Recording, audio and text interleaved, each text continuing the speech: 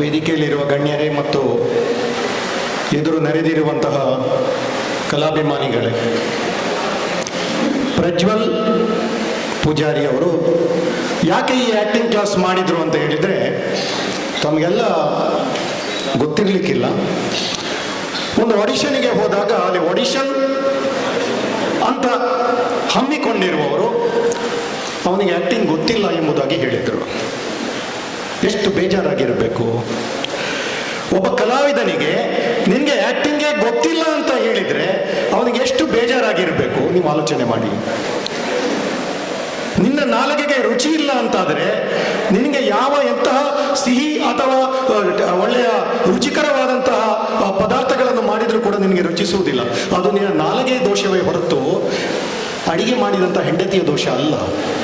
Prajwal ಪೂಜಾರಿಗೆ acting ಗೊತ್ತು ಎಂಬುದನ್ನು ಈ ಕ್ಲಾಸ್ ಮಾಡಿಕೊಂಡವನು 15 ಜನರನ್ನು ಕಲಾವಿದರಾಗಿ ಬೆಳೆಸಿ ತೋರಿಸಿದ್ದಾನೆ. ಮೊನ್ನೆ ಇದರಲ್ಲಿ ಒಂದು ಹುಡುಗನ ಫೋನ್ ನನಗೆ ಬಂತು. 15 ದಿನ ಕ್ಲಾಸ್ ಮಾಡಿದ್ದು, 15 ದಿನ ಅವನು ಫೋನ್ ಬಂತು. ಸರ್, ನಾನೊಂದು ಕಿರುಚಿತ್ರ ಮಾಡಿದ್ದೇನೆ, ಅದರಲ್ಲಿ ನೀವು ಒಂದು ಅಪ್ಪನ ಪಾರ್ಟ್ ಮಾಡಬೇಕು ಎಂಬುದಾಗಿ. ನೋಡಿ, ಆಲೋಚನೆ ಮಾಡಿ. ಪ್ರಜ್ವಲಿಗೆ ಆ್ಯಕ್ಟಿಂಗ್ ಗೊತ್ತಿಲ್ಲ ಅಂತ ಹೇಳಿದ್ರು, ಅವರು ಮಾಡಿದಂತಹ ಏರ್ಪಡಿಸಿದಂತಹ ಒಂದು ಕಮ್ಮಟದಲ್ಲಿ ಭಾಗವಹಿಸಿದಂತಹ 15 ಜನ ವಿದ್ಯಾರ್ಥಿಗಳಲ್ಲಿ ಒಬ್ಬ ಹುಡುಗ ನನಗೆ ಹೇಳ್ತಾ ಇದ್ದಾನೆ, ಸರ್ ನೀವು ನಾನು ಸಂತೋಷದಿಂದ ಒಪ್ಪಿಕೊಂಡೆ. ಮುಂದಿನ ವಾರ ಬಹುಶಃ ಅದರ ಚಿತ್ರೀಕರಣ ಕೂಡ ನಡೀಲಿಕ್ಕಿದೆ. ಜೀವನದಲ್ಲಿ ನಮಗೊಂದು ಹಠ ಬೇಕು, ನಮಗೊಂದು ಆಸಕ್ತಿ ಬೇಕು. ಬಹಳ ಕಾಲದ ಹಿಂದೆ ಒಬ್ಬ ಸಿನಿಮಾ ನಟನ ಒಟ್ಟಿಗೆ ನನ್ನ ಮಗನ ಫೋಟೋ ತೆಗಿಬೇಕಾಗಿತ್ತು. ಈಗಿನ ಹಾಗೆ ಆಗ ಮೊಬೈಲ್ ಇಲ್ಲ. ನಾನು ಸ್ಟುಡಿಯೋದವನನ್ನು ಕರೆಯುವಷ್ಟು ಹೊತ್ತಿಗೆ ಆ ಸಿನಿಮಾ ನಟ ಅಲ್ಲಿಂದ ಹೋಗಿದ್ದ.